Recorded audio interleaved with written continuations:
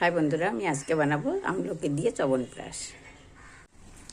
আমার চ্যবনপ্রাশ বানাতে লাগবে আমলকি, খেজুর, আখের গুড়, ডাবরের মধু, শিল্পী ঘি, মশলায় লাগবে গোটা গরম মশলা, এখানে আছে গোলমরিচ, মৌরি, জোয়াইন, কালো জিরা, মেথি, কৃষ্ণ তুলসীর ফুল, তেজপাতা, এখানে আছে বড় এলাচ, চক্রফুল, আর আছে জায়ফল, আর আছে তুলসী পাতা, আর লাগবে আদা। আমি অলরেডি গুড় জ্বালাতে বসিয়ে দিয়েছি। গুড়টা জ্বালিয়ে সেঁকে নিলে ভেতরে যে বালিটা থাকে বা কত রকম আখের নোংরা টোংরা থাকে ওসব যাবে না, এর জন্য।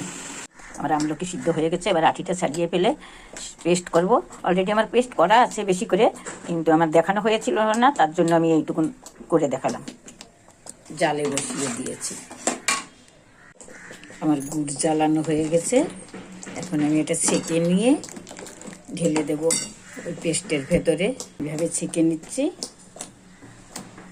আমি খেজুরের বীজ ছাড়িয়ে রেখে সিদ্ধ করে নিচ্ছি। এটা খেজুরটাও পেস্ট করে নেব। এবার আমি মশলাটা করে নিচ্ছি। এখানে আমি দিয়ে দিলাম 2 চামচ মৌরি, 2 চামচ গোলমরিচ, 2 চামচ জোয়াইন, 1.5 চামচ কালো জিরা, 1.5 চামচ মেথি, জায়ফল, জয়ত্রী, গোটা গরম মশলা, তেজপাতাটা আমি ছিঁড়ে দেবো। আঁচটা কমিয়ে নিয়ে একদম হালকা আছে নেড়ে চেড়ে ভেজে নিতে হবে। একটা সুন্দর গন্ধ আসছে।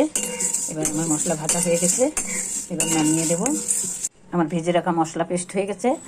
এদিকে আমার খেজুর পেস্ট করছি, তার সঙ্গে তুলসীর মঞ্জুরিগুলো আর পাতাগুলো দিয়ে পেস্ট করছি। এবার দিয়ে দেব খেজুর, সিদ্ধ করে রাখা খেজুর আর তুলসীর মঞ্জুরিগুলো পেস্ট করে রেখেছি ওটা। এবার দিয়ে দেব আদা পেস্টটা।